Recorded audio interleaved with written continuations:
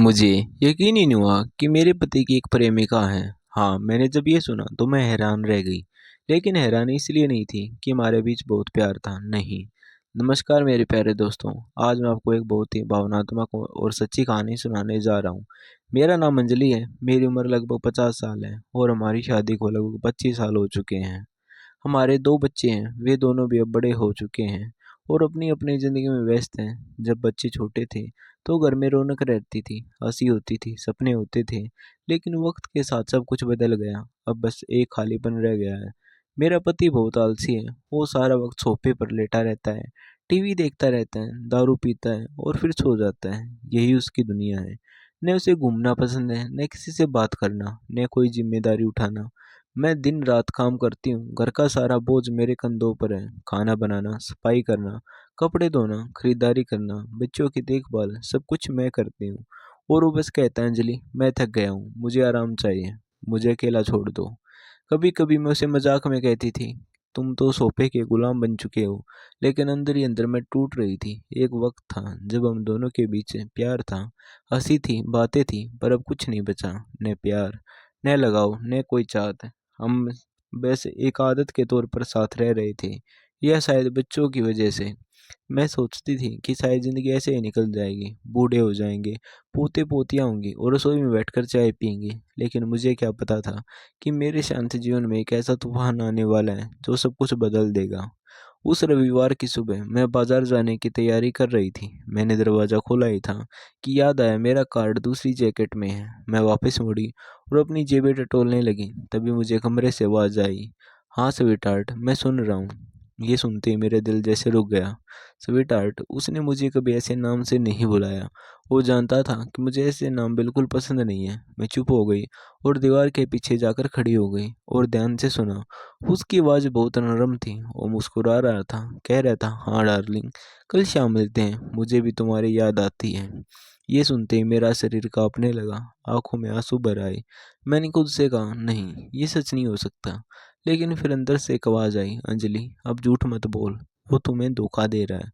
जब उसने फ़ोन काटा तो मैं सीधे लिविंग रूम में चली गई। वो अब भी फ़ोन हाथ में पकड़े था। मुझे देखकर वो सन रह गया। मैंने सीधे पूछा, ये स्वीट हार्ट कौन है? उसका चेहरा सफ़ेद पड़ गया। वो कुछ बोल नहीं पाया। फिर धीमे से कहा, वो मेरी औरत है। मैं जैसे पत्थर बन गई। मेरी आवाज़ ऊंची हो गई, तुम्हारी औरत मतलब तुम्हारी प्रेमिका? उसने सिर झुका लिया और बोला, हाँ, कभी कभी मैं उससे मिलता हूँ। मैं हंसी, पर वो हंसी बहुत दर्द भरी थी। तुम घर की शेल्फ तक नहीं ठीक कर सकते, दुकान तक पैदल नहीं जा सकते और प्रेमिका से मिलने जाते हो? वो बोला, वो मुझे जिंदा महसूस कराती है। मेरे दिल में आग लग गई। मैंने कहा, जिंदा? मैंने तुम्हें 25 साल दिए, तुम्हारे बच्चों की परवरिश की, तुम्हारे घर का हर कोना संभाला, और अब तुम्हें किसी और की जरूरत है जिंदा महसूस करने के लिए? उसने नजरें झुका ली और कहा, मैं माफी चाहता हूँ। मैंने सख्ती से कहा, अभी फ़ोन करो अपनी स्वीटहार्ट को और कहो आज ही उसके पास जा रहे हो, कल नहीं। आज वो चौंक गया। क्या आज? मैंने ऊंची आवाज़ में कहा, हाँ, आज जाओ, भागो, रेंगो, कुछ भी करो, पर जाओ। अब मुझे तुम्हारी ज़रूरत नहीं है। उसने कहा, लेकिन ये मेरा घर है। मैंने कहा, अब नहीं, अब से ये घर तुम्हारा नहीं, तुमने इसे तोड़ दिया है। अब ये सिर्फ यादों का मलबा है। वो चुपचाप उठकर चला गया। मैं कुर्सी पर बैठ गई, चेहरा हथेलियों में छुपा लिया और रोने लगी। आंसू बहते रहे, दिल भारी हो गया। मैं खुद से कहती रही, 25 साल और अब सब खत्म। अब मैं क्या करूं, कैसे जीऊं? जब बच्चों के लिए खाना बनाती थी तो सोफे पर होता था। टीवी के साथ अब वो सोफा खाली था, जैसे मेरी जिंदगी खाली हो गई हो। याद आई वो सीन जो कभी हमारे घर में गूंजती थी, वो बातें जो रातों को लंबी चलती थी। और अब बस सन्नाटा था। मैं टूट गई थी, लेकिन उसी सन्नाटे में एक छोटी सी आवाज़ उठी, अंजलि, अब बहुत हो गया, अब तो किसी के लिए नहीं, खुद के लिए जिएगी। मैंने आंसू पोंछे, गहरी सांस ली और कहा, मैं तलाक लूंगी। मैं किसी धोखेबाज के साथ नहीं रह सकती। मैं आज़ाद हो जाऊंगी। मैं फिर से जीना सीखूंगी। उस रात नींद नहीं आई, लेकिन दिल में एक अजीब सी शांति थी, जैसे कोई बोझ उतर गया हो।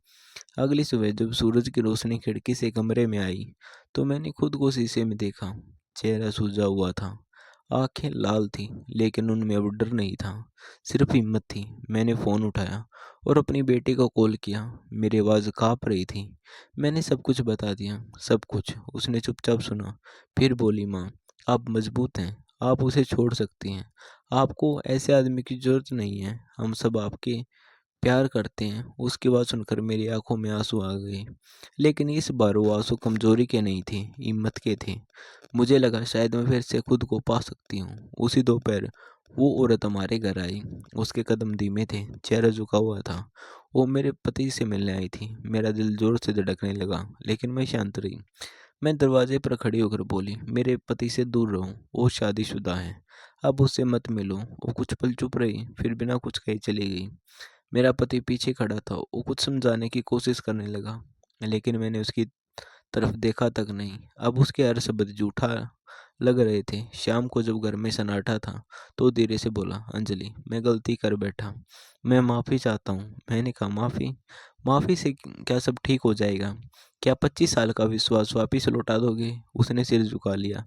मैं बोली, तुमने मुझे नहीं, अपने बच्चों को धोखा दिया, उस परिवार को तोड़ा है जो मैंने अपने हाथों से बनाया था। मैं फूट पड़ी, मैं बहुत रोई, उन सालों के लिए जो लौट कर कभी नहीं आएंगे, उस भरोसे के लिए जो अब कभी नहीं बनेगा, उस आदमी के लिए जिसे मैंने प्यार किया था, लेकिन जिसने मेरे प्यार को समझा ही नहीं। फिर मैंने उठकर अपने कपड़े पैक करने शुरू किए। हर कपड़े के साथ एक याद जुड़ी थी, कभी बच्चों की हंसी, कभी पुराने दिनों की मुस्कान। पर अब वो सब अतीत था। अब मुझे खुद को बचाना था। मैंने अपने ज़रूरी कागज़, किताबें और सामान समेटा और महसूस किया कि हर चीज़ पैक करते हुए जैसे मैं अपने दुखों को पीछे छोड़ रही हूँ। मैंने वकील को फ़ोन किया और तलाक की जानकारी ली। आवाज़ काँप रही थी, लेकिन दिल मजबूत था। पता था अब यही सही रास्ता है। रात को नींद नहीं आई। मैं बालकनी में बैठी थी, आसमान में तारे चमक रहे थे। मैंने खुद से कहा, अंजलि, अब तू किसी और के लिए नहीं, सिर्फ अपने लिए जिएगी। तू अब किसी की परछाई नहीं, खुद की पहचान बनेगी। अगले दिन मैंने कोर्ट के कागज़ों पर साइन किए। जब पेन कागज़ पर चला, तो जैसे मेरी पुरानी ज़िंदगी ख़त्म हो गई और एक नई शुरुआत हो गई। घर लौटी तो सब कुछ अजीब लग रहा था। वहीं दीवारें, वहीं कमरे, वही सोफ़ा। लेकिन अब हर चीज़ नई लगी, जैसे ये घर मुझे पहली बार देख रहा हो।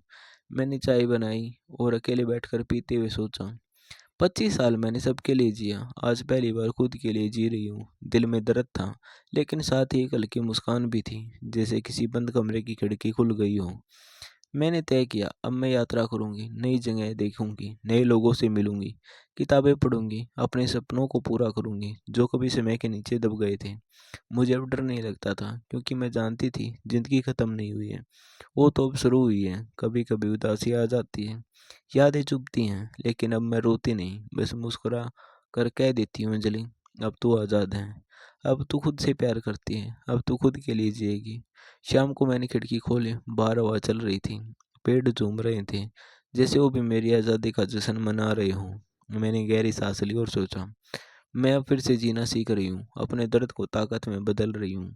और इस दर्द ने मुझे सिखाया है कि औरत तब सबसे मजबूत होती है जब वो खुद से प्यार करना सीख लेती है। आज मैं अकेली नहीं हूँ, मेरे साथ मेरा आत्मसम्मान है, मेरी हिम्मत है, मेरी पहचान है। मैं अब किसी की पत्नी नहीं, सिर्फ अंजलि हूँ, एक औरत जो टूटी पर फिर से जुड़ी, जिसने खोया पर खुद को पा लिया।